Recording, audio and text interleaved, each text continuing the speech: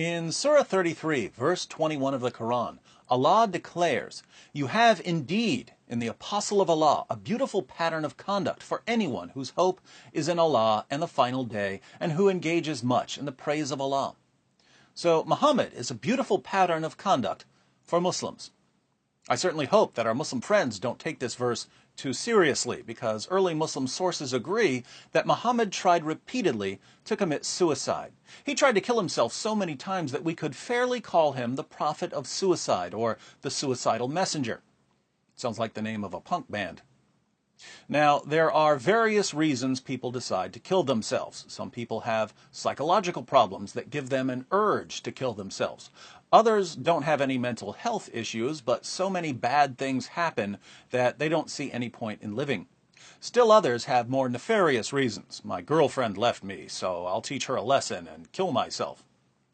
With regard to Muhammad, the questions we need to ask are: 1. Why did Muhammad try repeatedly to kill himself? And 2. What do his suicide attempts tell us about his psychological state? Let's read some Muslim sources on Muhammad's ongoing battle with suicide. In the history of At-Tabari, we learn that Muhammad was suicidal before the first verses of the Quran were revealed to him. During one of his annual pagan religious retreats, a spirit appeared to him and said, "Muhammad, you are the messenger of God." Muhammad then ran home to his wife Khadijah and begged her to cover him. He was so terrified that he contemplated suicide. We read in At-Tabari, volume 6, page 68, "He, Muhammad, said, 'I had been thinking of hurling myself down from a mountain crag. But he appeared to me, as I was thinking about this, and said, Muhammad, I am Gabriel, and you are the messenger of God. Then he said, Recite. I said, What shall I recite? He took me and pressed me 3 times tightly until I was nearly stifled and was utterly exhausted. Then he said, Recite in the name of your Lord who created. And I recited it. Then I went to Khadijah and said, I have been in fear for my life." Notice that Muhammad was already suicidal when Gabriel started revealing the Quran to him. Gabriel had appeared to Muhammad, terrifying him and causing him to think about killing himself, and only then did Gabriel give him the opening verses of Surah 96. But Muhammad was also suicidal after Gabriel began revealing the Quran. According to Ibn Ishaq's Sirat Rasulullah, our earliest detailed biographical record on the life of Muhammad, page 106, Muhammad wanted to kill himself even after the revelations started, because he believed that he was possessed by an evil spirit. Muhammad was having a nightmare about a spirit physically attacking him and forcing him to recite verses of the Quran. When he finally agreed to recite the verses, the spirit that attacked him said, "Read, in the name of thy Lord who created man of blood coagulated. Read, thy Lord is the most beneficent, who taught by the pen, taught that which they knew not unto men." Muhammad narrates, "So I read it, and he departed from me. And I awoke from my sleep, and it was as though these words were written on my heart. Now none of God's creatures was more hateful to me than an ecstatic poet or a man possessed. I could not even look at them. I thought, woe is me, poet or possessed. Never shall Quraysh," that's Muhammad's tribe, "say this of me.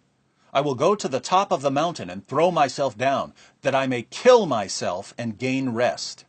So I went forth to do so, and then, when I was midway on the mountain, I heard a voice from heaven saying, O Muhammad, thou art the apostle of God, and I am Gabriel."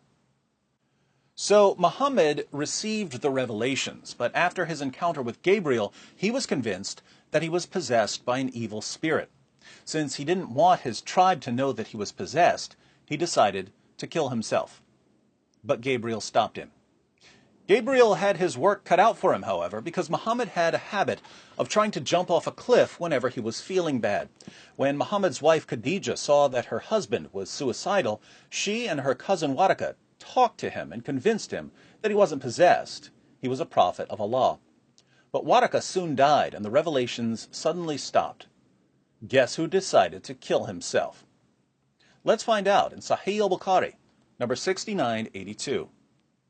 But after a few days, Waraka died, and the divine revelation was also paused for a while, and the prophet became so sad, as we have heard, that he intended several times, we're talking about multiple occasions, to throw himself from the tops of high mountains, multiple mountains, and every time he went up to the top of a mountain in order to throw himself down, notice that he actually set out to kill himself numerous times, Jibreel, that's Gabriel, would appear before him and say, "O Muhammad, you are indeed Allah's messenger in truth," whereupon his heart would become quiet and he would calm down and would return home. So Gabriel had to regularly calm Muhammad down to keep him from plunging to his death. And whenever the period of the coming of the revelation used to become long, he would do as before. He'd head for a cliff. But when he used to reach the top of a mountain, Jibreel would appear before him and say to him what he had said before. Notice that this happened over and over again. Whenever Gabriel didn't show up with a new revelation, Muhammad would climb a mountain in order to kill himself. What can we learn about Muhammad from these passages? Well, when Gabriel spoke to him for the first time, he became suicidal out of fear. So when Muhammad was scared, he wanted to kill himself. After Gabriel roughed him up in his dream and he woke up with verses of the Quran in his head, Muhammad tried to jump off a cliff because he thought that he was demon-possessed, and he didn't want his tribe to make fun of him. So Muhammad would rather die than hear people calling him names. Later, when Muhammad was convinced that he was a prophet and Gabriel would ignore him for a while, Muhammad would again try to kill himself because he thought that Gabriel had rejected him. So Gabriel would have to show up and talk Muhammad away from the edge of the cliff. Muhammad, it seems, was a very needy man with a very fragile psyche. Not surprisingly, the revelations he received had to constantly remind him and his critics that he wasn't insane. Surah 7, verse 184 of the Quran. Do they not reflect? There is no madness in their companion, Muhammad. He is but a plain warner. Surah 23, verse 70. Or do they say he is possessed? Nay, he has brought them the truth, but most of them hate the truth.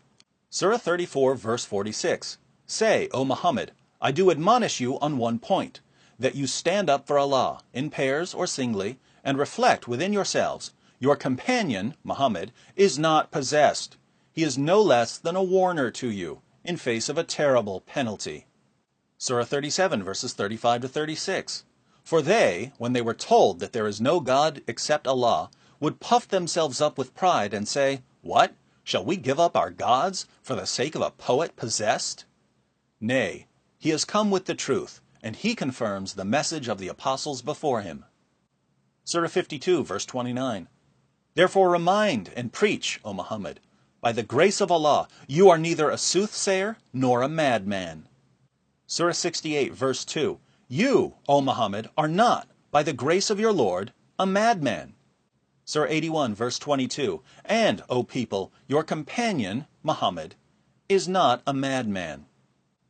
Remember that these verses were delivered for recitation.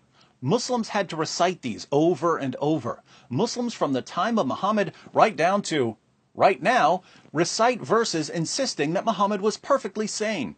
Apparently, Muhammad never realized that the more you tell people you're not crazy and the more you demand that they say you're not crazy, the crazier you sound. Because normal people don't need to go around saying, I'm not crazy, I'm not crazy, I'm not crazy.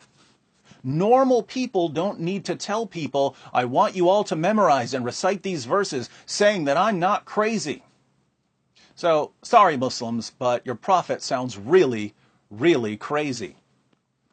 Islam is a religion that flows out of the insecurities and emotional problems of a 7th century, mentally unstable, suicidal caravan trader. Think about the true role of Islam for Muhammad. Muhammad couldn't bear the thought of people making fun of him. Surprise, surprise, in Islam, the penalty for making fun of Muhammad was death. Even today, drawing a cartoon of Muhammad might get you killed. Muhammad was terrified of rejection. He would rather die than be rejected by his tribe. He would rather die than be ignored by Gabriel. Lo and behold, his tribe was eventually forced, with 10,000 swords at their throats, to accept him as a prophet. Leaving Islam was a death penalty. You couldn't reject Muhammad if you wanted to.